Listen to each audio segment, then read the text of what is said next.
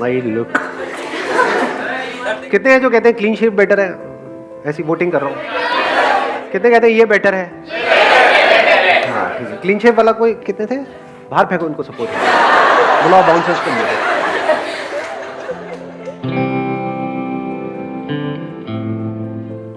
Sir एक interview मैंने दिया था और वहीं पे एक मेरे साथ था जो कि बहुत ही स्ट्रेस्ड आउट था और हर दूसरे सेकंड मेरे को बोल रहा था यार अंदर जाके क्या होगा, वो क्या पूछेंगे, मेरे को बड़ा डर लग रहा है, नहीं हुआ तो क्या होगा। और एक मैं था जो कह रहा था कि मतलब मेरे को वहाँ जाना नहीं था। तो फिर मैंने बोला कि यार मैं बस चेक करने आया हूँ कि मैं कितना केपेबल हूँ। तो फिर हो गया तो हो गया, नहीं हुआ तो नहीं हुआ, ऐसे करके मैं बहुत ही चिल्ड आउट था। मैं सबको बोल रहा था क्या हो गया, नहीं हुआ तो कुछ और हो जाएगा। तो वो जो मेरे साथ था सर, हम दोनों ने सेम इंटरव्यू दिया, हम सेम क्वालिफिकेशन पे थे, उसके मेरे से ज़्यादा मार्क्स आए हुए थे। वो रिजेक्ट हो गया और मैं सिलेक्ट हो गया रहा उस राउंड में। तो फिर अंदर जाके यही हुआ कि मैं बहुत ही कॉन्फिडेंटली आंसर करके आया और उसका वो बहुत ही डरा हुआ था, मैं कैसे करूँगा, हर बार पे उसका यही था मेरा नहीं होगा, और फिर उसका नहीं हुआ। बड़ी कमाल की बात बोली। Let's give big hand for him. Please have a seat. देखो, एक बंदा है इंटरव्यू में डरा हुआ है, एक है उसको कोई फर्क ही नहीं पड़ रहा है। तो क्या फर्क है इन दोनों में? अगर ध्यान से देखोगे तो एक है वहां पर उस इंटरव्यू को क्रैक करने के लिए गया है, एक है जो मजे के लिए गया है, मतलब उसको नहीं भी होने से कोई फर्क नहीं पड़ता है, और दूसरा बंदा है वो इस थॉट से ही डर जाता है कि अगर नहीं हुआ तो पता नहीं क्या होगा। अब यहां पे एक बहुत इंटरेस्टिंग, मतलब बड़ा कमाल का एक कॉन्ट्रडिक्शन है कि अगर आप चाहते हो कि आपका हो जाए, जो भी आप चाहते हो, कोई खेल खेल रहे हो और आप जीतना चाहते हो, तो आपके हारने के चांसेस बहुत ज्यादा है। और अगर आप खेल रहे हो खेलने के लिए, तो अब आपको हराने का कोई तरीका ही नहीं। अगर दोनों की स्किल बराबर है तो कंडीशंस अप्लाई, इसको ध्यान से समझ लेना। अगर बैकग्राउंड में फर्क है तब तो वहां पर ये सब दिमाग लगाने की जरूरत ही नहीं है कि एक बंदा है ग्रेजुएट है, एक नहीं है। तो ग्रेजुएट का हो गया क्योंकि वहां पर लिखा हुआ था कि भाई ग्रेजुएट्स के लिए है, तो दूसरे को बाहर कर दिया। तो अब इसकी हम बात नहीं कर रहे हैं, हम कह रहे हैं एक ही कॉलेज से दो बच्चे निकल करके आए हैं और एक डर रहा है, एक नहीं डर रहा है। तो डर का कॉज क्या है उसको हम फाइंड आउट करने की कोशिश कर रहे हैं। इसको आप डर भी बोल सकते हो, इसको स्ट्रेस भी बोल सकते हो, इसको प्रेशर भी बोल सकते हो, जिसकी वजह से क्या होता है, हमारी जो कैपेबिलिटी है, जिस लेवल पे हम परफॉर्म कर सकते हैं उस लेवल पे हम नहीं कर पाते। क्योंकि जितना आप उस सक्सेस के बारे में सोचोगे कि मेरा ये जॉब इंटरव्यू क्रैक होगा होगा होगा होगा होगा, उतना ही आपके अंदर डर भी पैदा हो जाएगा, वो ना होने का डर। देख रहे हो ना दोनों में क्या फर्क था? एक में था कि मेरे को जॉब मिल जाए, अदर डिजायर कुड बी कितना मजा आएगा, इंटरव्यू के लिए जा रहा हूं, पहली बार जा रहा हूं, देखता हूं क्या होगा वहां पर। मतलब you are acting out of curiosity, एक बच्चे की तरह। ठीक है, हो गया नहीं हुआ कोई बात नहीं, क्या फर्क पड़ता है, यहां नहीं हुआ तो ये थोड़ी कि लाइफ खत्म हो जाएगी, या हो भी गया तो ये मतलब थोड़ी है कि जिंदगी भर यहीं पे रहने वाला हूं, हो सकता है वैसे ही निकाल दें 4 दिन बाद, तो ये भी तो हो जाता है, नहीं होता है। तो कहने का मतलब है कि ये नहीं कि ये हो रहा है वो हो रहा है, मतलब you are excited about the process. एक तरफ से you are excited only about the outcome. Job मिल गई तो मजा आ जाएगा, नहीं तो बुरा हाल हो जाएगा। तो आप एक भिखमंगों की तरह जियोगे। क्यों? क्योंकि डरे ही रहोगे ना। जॉब मिल भी गई ऐसे बंदे को, क्या वो डर डर के काम नहीं करेगा? क्योंकि मुझे यहां से निकाल दिया तो मैं बर्बाद हो जाऊंगा। क्या बर्बाद हो जाऊंगा? और तब अगर उसको ऊपर वाले बंदे आकर के कहेंगे, कठपुतली की तरह नचाएंगे कि तेरे को सारे गलत काम करने दुनिया जहान के, तो करेगा या नहीं करेगा? तो उसकी अपनी लाइफ बची कहां है? वो तो पपेट बन गया है, किसी और के हाथ में उसकी डोर है, वो नचा रहा है उसको। फॉर एग्जाम्पल कोई बंदा है, उसकी सोच है कि मुझे तो एक टॉप स्टार बनना है, कि मतलब बॉलीवुड में डेली, मतलब बॉम्बे अगर आप लोगों को पता हो तो, कि डेली हजारों लोग ट्रेन से उतरते हैं हीरो बनने के लिए, एक्टर बनने के लिए नहीं, हीरो बनने के लिए, सबको हीरो बनना है। तो क्या होता है उन लोगों का हाल? अच्छा होता है, बुरा होता है? क्या कभी उनको हमने देखा जा करके, प्रैक्टिकली उन लोगों की लाइफ को ऑब्जर्व किया है क्या क्या हालत होती है? मैंने धक्के खाए हैं, इसलिए मुझे पता है अंदर की कहानी क्या है। बहुत बुरी हालत होती है, इतनी बुरी जिसकी कोई हद ही नहीं, हर तरफ से पिसे हुए होते हैं। क्यों मर रहे हो? क्योंकि उनको हीरो बनना है। अब अगर उनको कोई सपना दिखाएगा कि हाँ, या उनको कोई रास्ता मिलेगा कि हाँ बेटा मैं तेरे को हीरो बना दूंगा, लेकिन जो मैं कहूंगा वो करना पड़ेगा, वो करेगा या मना करेगा? तो उसके अंदर बचा क्या सोच रहे हो?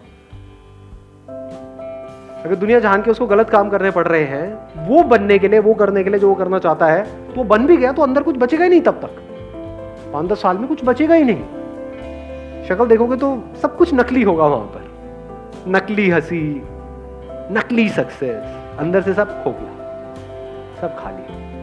तो दूसरा तरीका क्या हो सकता है लाइफ को जीने का? अगर वो बंदा समझ पा रहा है तो वो क्या कहेगा, बाहर में क्या हीरो हीरोइन, इस सबसे क्या परवाह, एक्टिंग में है मेरा इंटरेस्ट, मेरे को एक्टर बनना है। एक्टर कौन है? एक्टर के लिए क्या बड़ा क्या छोटा समझ रहे हो? अगर कोई एक्टर है तो उसके लिए स्टेज बड़ा या छोटा नहीं होता है, हीरो के लिए बड़ा छोटा होता है कि ये छोटा स्टेज है, मैं यहाँ पे कैसे आऊंगा, समझ रहे हो? तो ये कुछ बेसिक सी चीजें हैं जो अगर इस लाइफ में इस टाइम पे अगर आपको समझ आ गई ना तो बड़ी कमाल की लाइफ हो सकती है।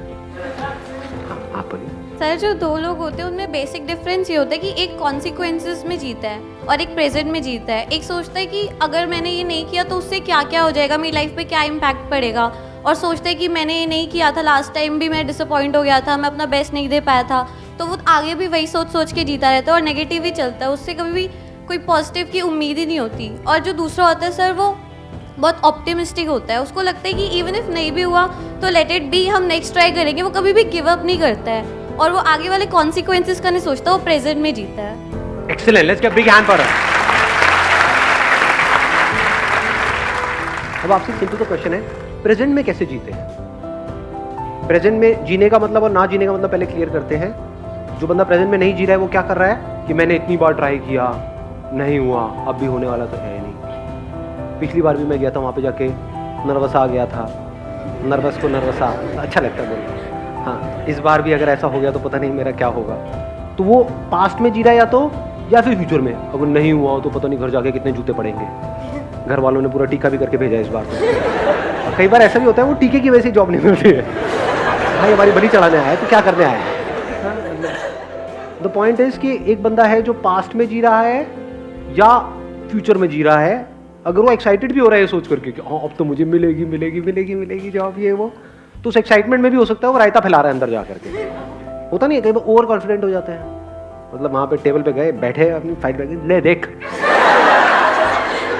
क्या है, तो तेरी जगह मेरे पास होगी, ये कुर्सी दिख रही है, बहुत सेशन देखे हैं मैंने उसके, क्या लगा रहा है मुझे तू।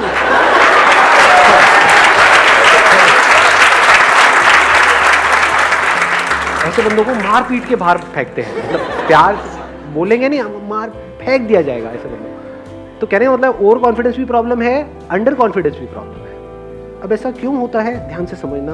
अगर आप कोई काम कर रहे हो और अपने अंदर ही अंदर कुछ और बोल रहे हो जो उस काम से रिलेटेड नहीं है, तो आप उस काम को ढंग से कर पाओगे?